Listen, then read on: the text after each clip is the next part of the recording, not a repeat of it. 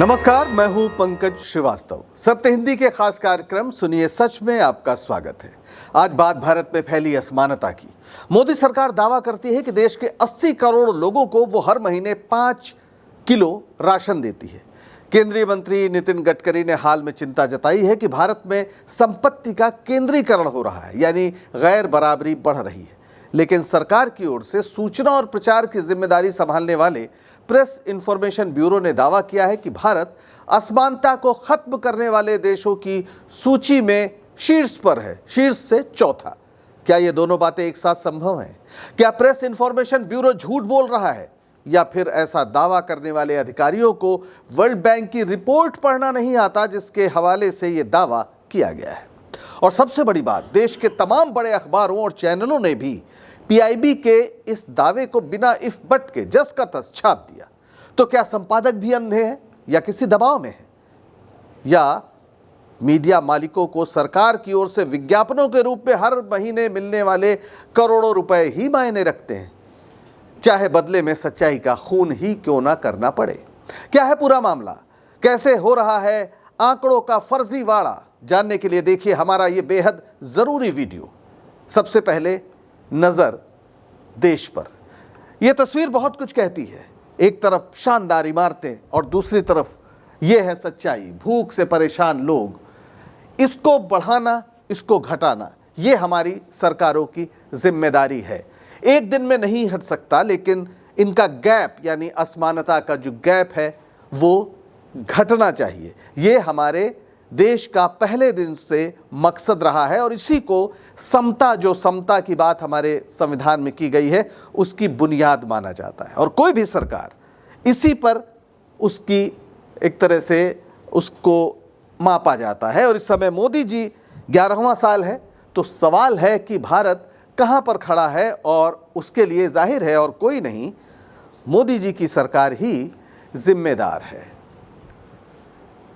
तो इस समय जो हाल है वो ये है कि भारत ग्लोबल हंगर इंडेक्स, यानी जिसे हम भूख सूचकांक कहते हैं, भूखमरी किन देशों में कितनी है, इसके लिए एक ग्लोबल इंडेक्स जारी होता है। उसमें भारत 129 देशों में 105वें स्थान पर है।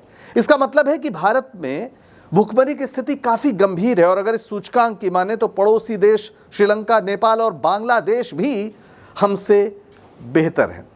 सच्चाई यह है कि पिछले चुनाव में मोदी जी ने एक भाषण देते हुए चुनावी रैली में कहा था कि हम 80 करोड़ लोगों को हर महीने मुफ्त भोजन देते हैं और बदले में अगर वोट नहीं मिला तो फिर आपको पुण्य नहीं मिलेगा। अब वो पुण्य पाप की बात कर रहे थे, लेकिन इस बात को स्वीकार कर रहे थे कि उनके शासन के 10वें वर्ष यानी पिछले चुनाव में इस देश के 80 करोड़ लोग अगर सरकार से अनाज न मिले तो भूखे मर जाएंगे। ये खुद प्रधानमंत्री बता रहे थे, हालांकि उनके अंदाज में कोई शर्मिंदगी तो थी नहीं। तो गरीबी रेखा की क्या स्थिति है, आपको जानकर आश्चर्य होगा कि 2011 के बाद सरकार की ओर से गरीबी रेखा पर कोई बात ही नहीं की जाती। इस आंकड़े को अपडेट ही नहीं किया जाता। अब आप इससे अंदाजा लगाइए कि ये आंकड़े दरअसल कितने भयावह हैं और सरकार क्यों इसको सामने नहीं रखती है। लेकिन प्रति व्यक्ति आय तो पूरी दुनिया उसको जानती है। प्रति व्यक्ति आय क्या है? प्रति व्यक्ति आय है $2,880। ये औसत है। अगर ऊपर के 1% लोगों की आय को हटा दे तो ये आंकड़ा $1,670 तक गिर जाएगा। यानी प्रति व्यक्ति आय में देश के हर व्यक्ति की आय जोड़ी जाती है, यानी अंबानी अडानी की आय भी हमारे और आपके साथ क्लब कर दी जाएगी, और तब जाकर $2,880 का आंकड़ा आया है। भारत की ओर से बार बार ये दावा किया जा रहा है कि विश्व की चौथी सबसे बड़ी अर्थव्यवस्था बन गई। हालांकि अभी बनी नहीं है, बन सकती है, जापान को पीछे छोड़ सकती है क्योंकि जापान में आर्थिक संकट है। लेकिन वहाँ की प्रति व्यक्ति आय हमसे यानी भारत से लगभग 10 गुना है। जाहिर है स्थिति गंभीर है और हालात से मुंह नहीं मोड़ा जा सकता। शायद इसीलिए 5 जुलाई को केंद्रीय सड़क परिवहन एवं राजमार्ग मंत्री नितिन गडकरी ने खुद बढ़ती आर्थिक असमानता पर चिंता जताई है। केंद्रीय मंत्री जो कह रहे हैं उसको गौर से सुनिए। गडकरी ने क्या कहा? गडकरी ने कहा कि गरीबों की संख्या धीरे धीरे बढ़ रही है और धन कुछ अमीर लोगों में सिमटता जा रहा है। ऐसा नहीं होना चाहिए और धन का विकेंद्रीकरण जरूरी है। अगर इसमें हम गडकरी जी का चेहरा हटाकर राहुल गांधी का चेहरा लगा दें, नेता प्रतिपक्ष का, तो शायद आपको लगेगा कि ये बात तो वही है जो राहुल गांधी कहते रहते हैं, लेकिन वही भाषा हो सकता है, थोड़ा अंदाज फर्क हो, लेकिन नितिन गडकरी की भी है। ये भी चिंता जता रहे हैं कि धन केंद्रित होता जा रहा है कुछ लोगों में। केंद्रीय मंत्री का ये बयान मीडिया में सुर्खी बनना था और वो बना। 6 जुलाई को तमाम अखबारों में गडकरी जी के बयान और उस कार्यक्रम की रिपोर्ट छपी। ये सीधे सीधे प्रधानमंत्री मोदी के उन तमाम दावों पर सवाल उठा रहा है, उस प्रचार तंत्र की पोल खोल रहा है जो बताता है कि मोदी जी न तो भूतो न भविष्यति टाइप के प्रधानमंत्री हैं। हाल ही में बीजेपी आईटी सेल के चेयरमैन अमित मालवीय ने दावा किया था कि मोदी जी को 25 अंतर्राष्ट्रीय सम्मान मिल चुके हैं और उन्होंने नेहरू, इंदिरा और मनमोहन सिंह की संयुक्त उपलब्धियों को पीछे छोड़ दिया है, जिन्हें कुल मिलाकर सिर्फ 6 अंतर्राष्ट्रीय सम्मान मिले थे। तो ये है बीजेपी के प्रचार का तरीका। लेकिन नितिन गडकरी का बयान इस गुब्बारे में एक छेद करने वाले सुई की तरह है। अब क्या करती सरकार? तो 6 जुलाई को एक ऐसा मंत्र मारा गया कि 7 जुलाई को सुर्खियों ने रंग ही बदल दिया। देश के तमाम बड़े अखबार जैसे Indian express, the Hindu, business standard, इन्होंने जो छापा उसे पढ़कर आप चौंक जाएंगे। उन्होंने क्या छापा? भारत दुनिया का चौथा सबसे समान देश, अमेरिका और चीन को भी पछाड़ा, ये इंडिया टीवी। लेकिन आप इंडियन एक्सप्रेस, जो ज़्यादा सम्मान है जिसका, top 10 most equal countries in the world and India's rank in it, ये कह रहे हैं कि भारत जो 10 सबसे ज़्यादा समान देश हैं उनमें आया है और ये चौथा रैंक है जो इसमें, ये जिनी इंडेक्स की बात की गई है। एनडीटीवी ने India becomes 4th most equal country globally, world bank report, यानी वर्ल्ड बैंक रिपोर्ट ने कहा है कि चौथी सबसे समानता वाली अर्थव्यवस्था भारत की बन गई है। Business Standard, India now 4th most equal country globally says World Bank, poverty falls sharply, गरीबी तेजी से घटी है और भारत दुनिया का चौथा सबसे ज़्यादा समानता वाला देश बन गया है। और हिंदी अखबारों का तो पूछना ही क्या, उन्होंने जो ये हिंदू की खबर है, the Hindu, India becomes 4th most equal country globally. अब सबसे ज़्यादा समानता भारत में है, चौथे नंबर पर इस सूची में। इस पर यकीन कैसे कर सकता है कोई? आखिर ये चमत्कार हुआ कैसे? दरअसल इसके पीछे था प्रेस इंफॉर्मेशन ब्यूरो। पत्र सूचना का ये जो कार्यालय है, जो प्रेस इंफॉर्मेशन ब्यूरो है, उसकी जो विज्ञप्तियां हैं वो एक तरह से सरकार का आधिकारिक बयान होती है। सूचना एवं प्रसारण मंत्रालय के तहत चलने वाला है, सरकार का ही एक विभाग है। तो क्या इसने प्रेस रिलीज भेजी थी 6 जुलाई को सुबह 10:20 पे, यानी जब गडकरी जी का भाषण अखबारों में छपा तो उसके बाद तुरंत बाद ही लगभग 10:20 पर कहा गया कि India's story on bridging inequality, गैर बराबरी को खत्म करने की ये भारत की कहानी है। World Bank places India among world's most equal societies. World Bank ने कहा है कि भारत सबसे ज़्यादा समानता की ओर बढ़ता समाज है। सरकार की ओर से सूचना प्रेषित करने की जिम्मेदारी इसी विभाग की होती है और इस प्रेस रिलीज को मीडिया ने बिना किसी परीक्षण के साफ दिया, जबकि आसपास जो बिखरी असमानता है उसको देखते हुए पहली नज़र में ही इस पर शक होना चाहिए था। पीआईबी ने अपनी रिलीज में जो कहा और विस्तार से उसको भी आप देख लीजिए।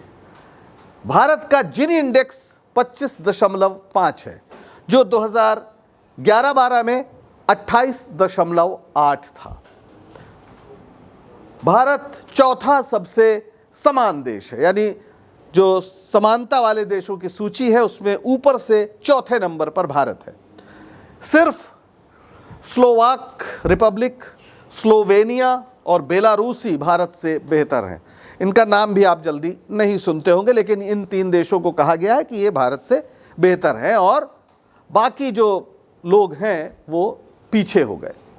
अखबारों और चैनलों में सरकार के गुणगान का जैसे दौरा पड़ गया।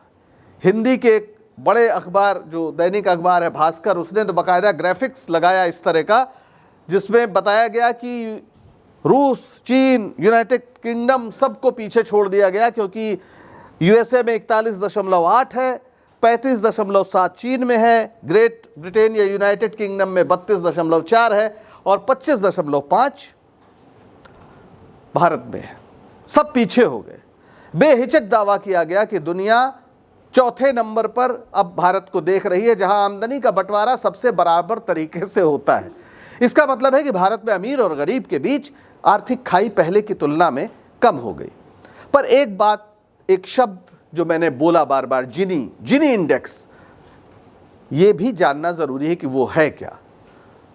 तो जिनी इंडेक्स के बारे में हम बात कर लेते हैं, जिसके तहत ये सारे दावे किए गए। दरअसल जिनी इंडेक्स के पीछे एक नाम है, इटली के एक बड़े सांख्यिकविद या स्टैटिस्टिशियन और समाजशास्त्री कोरोडो जिनी का। ये है कोरोडो जिनी की तस्वीर। कोरोडो जिनी ने 20वीं सदी में आय असमानता मापने का एक गुणांक विकसित किया था, जिसे जिनी इंडेक्स कहते हैं।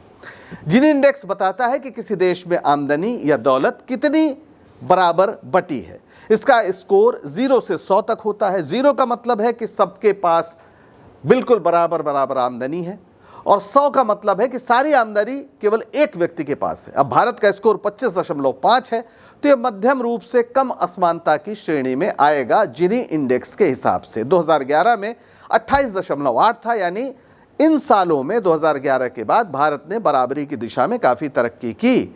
और जहां पर रूस और चीन का इंडेक्स था वो चूंकि ज़्यादा है, 25 से काफ़ी ज़्यादा है, तो इसलिए वहां असमानता ज़्यादा है, हमारे यहाँ कम है। लेकिन ये बताने के लिए पीआईबी ने दरअसल एक फर्जीवाड़ा किया, एक खेल किया। उसने खपत इंडेक्स को आय इंडेक्स के रूप में पेश कर दिया और मीडिया चक्कर गिन्नी हो गया। अब समझे कुछ आप? पहले देखते हैं कि वर्ल्ड बैंक ने रिपोर्ट क्या दी थी। वर्ल्ड बैंक ने कहा था कि जो भारत का जो कंजम्पशन आधारित जिनी इंडेक्स है वो 25.5 है, यानी खपत आधारित। आप खपत कितनी करते हैं इसके आधार पर कहा गया कि जिनी इंडेक्स में भारत का जो नंबर है वो 25.5 है। 2023-24 में शीर्ष 10% की मध्य आय निचले 10% से 13 गुना अधिक है, यानी असमानता की बात वो कर रहा है। और इसीलिए उसने उसी रिपोर्ट में भारत के आय आधारित इंडेक्स की बात भी की, यानी जिनी इंडेक्स एक आय आधारित होता है, एक खपत आधारित होता है। तो भारत का जो आय आधारित जिनी इंडेक्स है वो 61 है। 2019 और 2023 के आंकड़े बता रहा हूं, जो बताता है कि भारत अत्यधिक असमानता वाला देश है। यानी जिस रिपोर्ट में साफ कहा गया है कि आय के मामले में भारत की स्थिति बेहद खराब है, उसी रिपोर्ट में एक आंकड़ा खपत को लेकर था और उसको बेस बनाकर पीआईबी ने हल्ला मचा दिया कि भारत तो बेहतरीन स्थिति में है और अखबारों ने उसे छाप दिया। तो कहाँ है भारत? भारत जिनी इंडेक्स में एक आय आधारित जो इंडेक्स है उसमें 61वें नंबर पर है, यानी भारत 176वें नंबर पर है 216 देशों में। यानी आय की जब बात होगी तो भारत 176वें स्थान पर है। लेकिन पीआईबी ने जो कंजम्पशन है और आय आधारित जिनी इंडेक्स को मिला दिया और एक गलत पाठ किया और गलत निष्कर्ष पेश कर दिया। तो ये जो पीआईबी का खेल है वो कुछ इस तरह हुआ और इस पर सवाल नहीं उठा। यानी सीधे सीधे विश्व बैंक खपत आधारित जिनी इंडेक्स की बात कर रहा है जब वो 25.5 की बात करता है। इसकी अन्य देशों की आय आधारित जिनी इंडेक्स से तुलना नहीं की जा सकती। पीआईबी ने ऐसा करके गंभीर गलती की है, ये सेब और संतरे की तुलना करना है। अब जैसे हो सकता है कि एक मजदूर मेहनत करने के बाद, कमाई करने के बाद शाम को 4 रोटी खा ले, और कोई अरबपति, जिसे जाहिर है डॉक्टर ने सिर्फ लौकी और रोटी खाने को कहा है पतली, तो वो 2 रोटी खाए। ये हो गई खपत। इसका मतलब नहीं कि मजदूर ज्यादा अमीर है। अरबपति अपनी आय का बड़ा निवेश, या जो भी पैसे वाले हैं, वो आय का बड़ा निवेश बचत में लगाते हैं। आय का हिस्सा बड़ा निवेश करते हैं या बचत में लगाते हैं। व्यक्तिगत खपत कोई मायने नहीं रखता। तो वर्ल्ड बैंक ने यह चेतावनी दी थी खपत को लेकर भी कि भारत के 2022-23 का जो खपत का डाटा है, कंजम्पशन सर्वे जो है, वो जो डेटा है वो तमाम उसमें असमानता को कम करके आंका गया हो सकता है। सर्वे की पद्धति में बदलाव के कारण 2011-12 के साथ तुलना भी अविश्वसनीय है। यानी विश्व बैंक इशारों में भारत के आंकड़ों को लेकर हो रही फर्जीवाड़े की ओर भी इशारा कर रहा है, और ये गलत भी नहीं है। दरअसल मोदी सरकार पर बार बार आंकड़ों के साथ खेल करने के आरोप लगते रहे।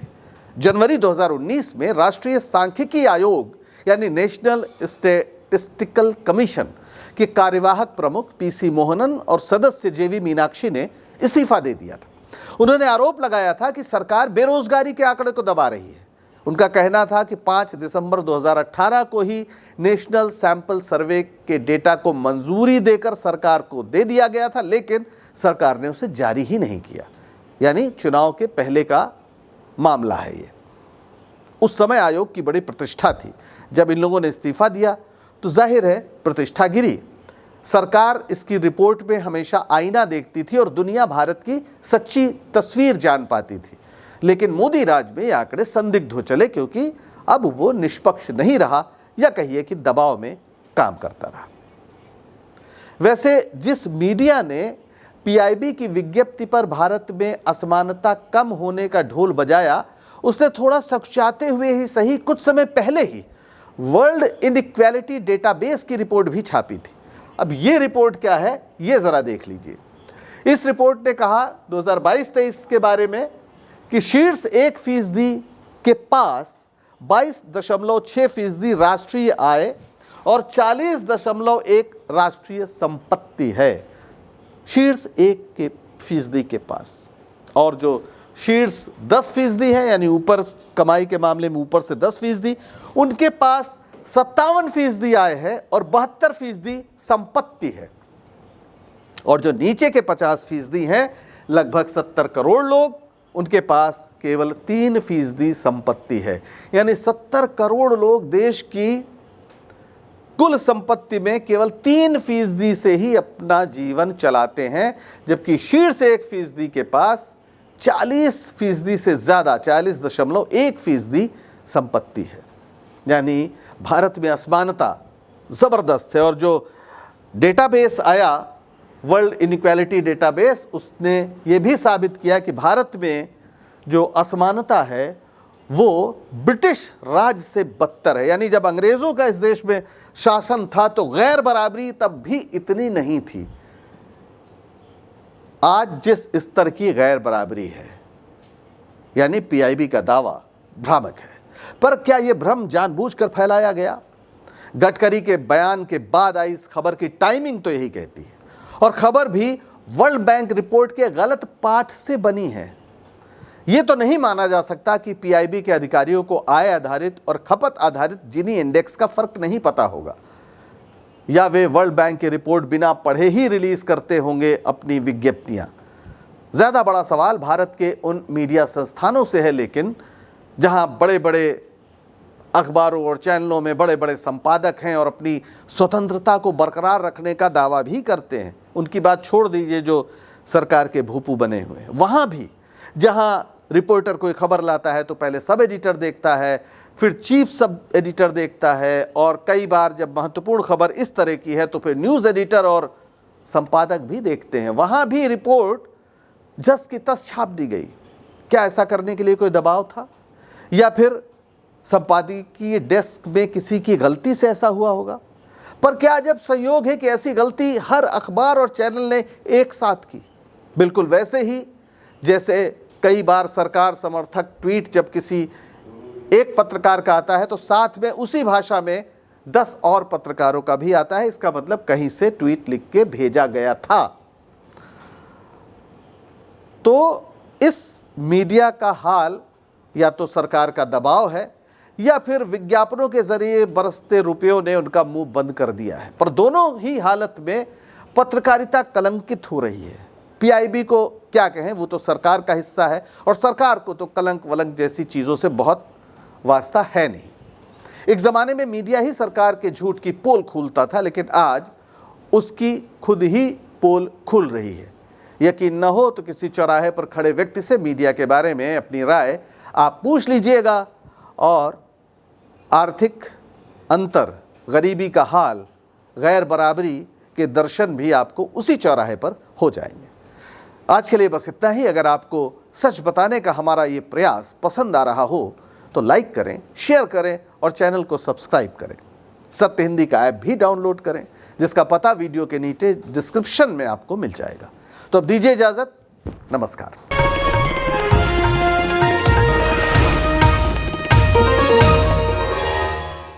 Disclaimer under Section 107 of the Copyright Act 1976. Allowance is made for fair use for purposes such as criticism, comment, news reporting, scholarship, and research. Fair use is a use permitted by copyright statute that might otherwise be infringing.